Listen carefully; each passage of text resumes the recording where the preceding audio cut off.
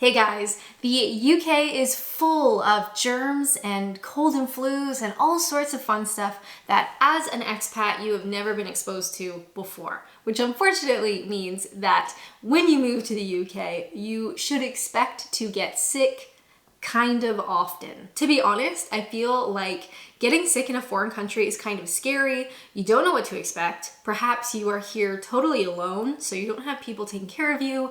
You don't know anything about British life or like what to do and all that kind of stuff. So I have a list of everything I think you should know for when you get sick in the UK because unfortunately it's gonna happen. Now, first up, my biggest tip, and honestly, if this is the only part of the video you watch, is to be prepared. If you move to the UK by yourself and you don't have a support system in the UK, maybe you don't even have any friends yet, there is nobody who's going to run to the shops to get you medicine or to take care of you or to do anything for you. So unfortunately, it all falls onto you. So what you're gonna do is you're going to buy some type of box, whether it's reusing like a nice Amazon cardboard box or go to the supermarket and buy a plastic tub or buy something on Amazon, whatever, you are going to buy a tub and you're gonna fill it with everything you need.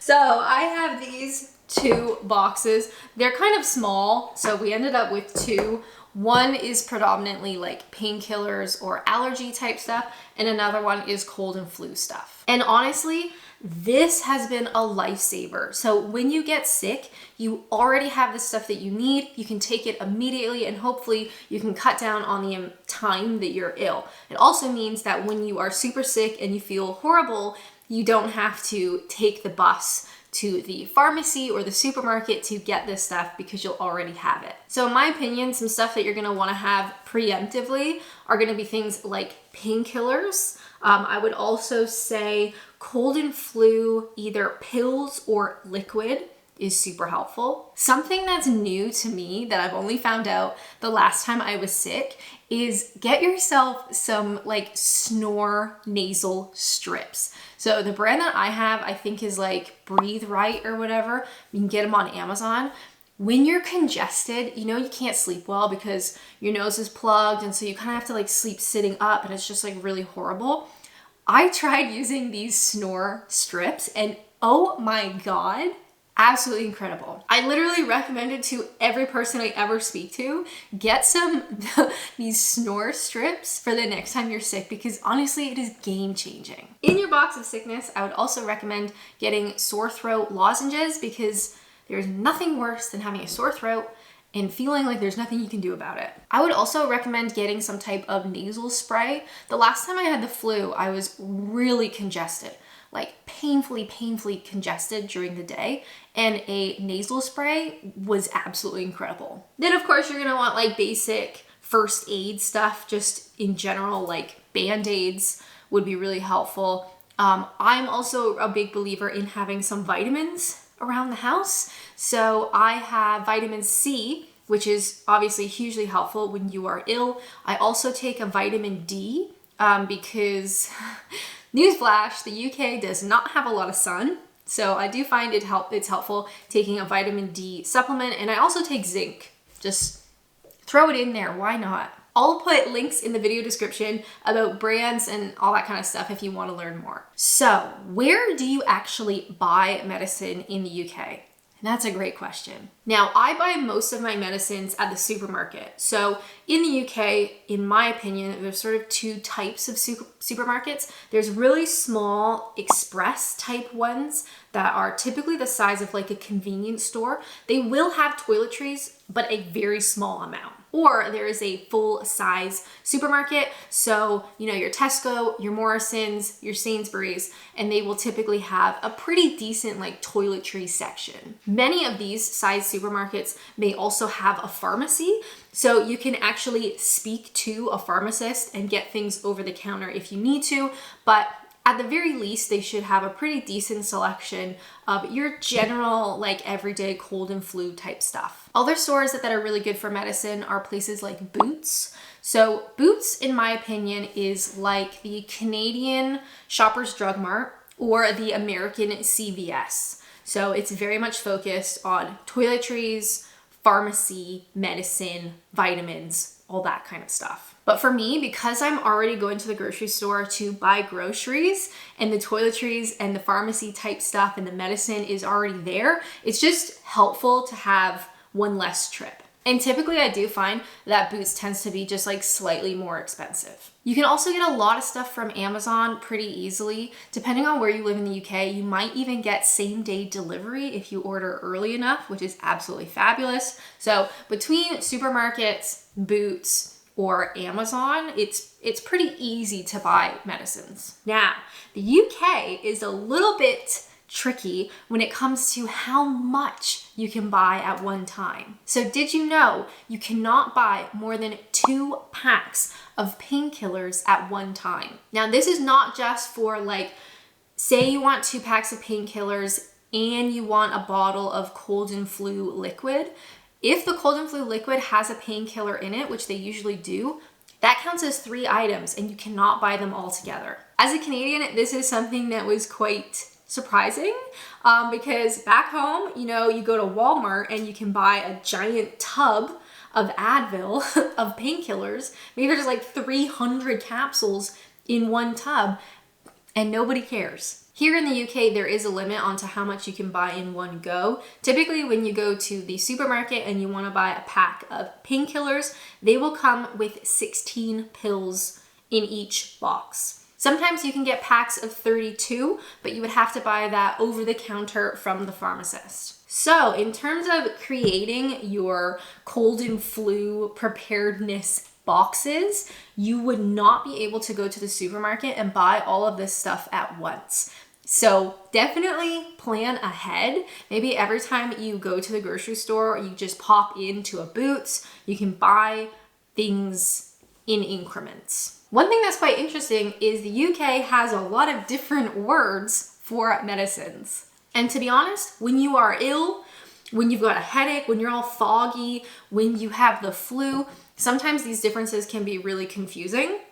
So let's discuss. First up, we have Advil. Now, I use Advil really to just describe painkillers, but of course, Advil is a brand. And as a brand, that is not available in the UK. But the type of medicine that Advil is ibuprofen. So when you go to the supermarket and you want to buy Advil, you are going to be buying ibuprofen. The same thing with Tylenol. Tylenol is not a medicine, it is a brand, but Tylenol is acetaminophen, which is very difficult to say, and I don't think I said it properly. Also, when we talk about pills, so say you want some painkiller pills, the Brits typically say tablets. And when it comes to painkillers or ibuprofen tablets or acetaminophen tablets, a lot of supermarkets actually have their own brand version. So for instance, we have Tesco Health ibuprofen. These are 200 milligram tablets, a pack of 16. So if I was checking out, I could buy 2 packs of these and that's it. Or I also have these Tesco. So again, Tesco is a supermarket, so they're supermarket branded items. I have Tesco Extra Power Pain Control. So this is aspirin, paracetamol, and caffeine. And also to make things a little bit confusing, from my non-educated understanding, acetaminophen, which is Tylenol, acetaminophen is sometimes referred to as paracetamol. So the way I see it is your Advil is ibuprofen. The other painkiller names, like the most common ones, are acetaminophen and what did I just say? Paracetamol. Those typically are more like your Tylenol. Another word difference is NyQuil. So typically you can't get NyQuil in the UK. That is just a brand, of course. But in my humble opinion, I think Night Nurse is very similar. And I think because the ingredients in Night Nurse, you do have to get it over the counter, but you don't have to have a prescription. But it's definitely nice to have should you ever get like a cold and flu. It's really nice to take before going to bed because I do find it to be quite drowsy. I don't know if there's anything in it necessarily to make you drowsy, but it seems to work for me. Another really common word difference is for Band-Aids. So Band-Aid is a brand. Here in the UK, Brits will call them plasters. A fun fact about medicines in the UK is that all the boxes have Braille, which is something I've never seen in North America. I don't know why we don't have that. It's awesome. Now, a couple of numbers that are really important to remember. One in particular is 111. If you are sick or something has happened or you're not really sure what to do, basically some sort of medical situation that is a non-emergency, you can call 111 for free. So by calling 111, they will have a medical professional that will give you sort of an assessment over the phone, and they'll let you know, hey, just give it a couple of days, you should improve. No, you should go to emergency right away. Maybe they'll tell you you should book an appointment with your doctor. But if you're not really sure what to do, and maybe you don't have family or friends here in the UK to get advice from, definitely call 111. It is free. You do speak to a medical professional and they can give you some advice. Another really important number to remember is 999. So this is the emergency number for the UK. For us Americans, that would be 911. But here in the UK, 999. It kind of makes it easier to remember. 111 for non-emergencies, 999 for things that are really serious. Next up, of course, when talking about getting sick, you need to register for a GP. So here in the UK, they call their your regular doctor. So back home in Canada, I would go to the doctors. Here in the UK, they say GP, which basically just means a general practitioner. I would 100% recommend register with a GP before you need one. That way, when you are ill, you have that doctor's office you can call right away, rather than going through the whole process of like trying to register and then getting to see someone when you're sick. Getting sick in a foreign country is honestly kind of scary, especially when you're alone, but unfortunately it's just part of the experience. I hope these tips can help you feel a bit more prepared for when it does happen. If you have any questions, please leave a comment down below. Definitely check out this video where I talk about how to register for a GP. But until then, I'll see you in the next one.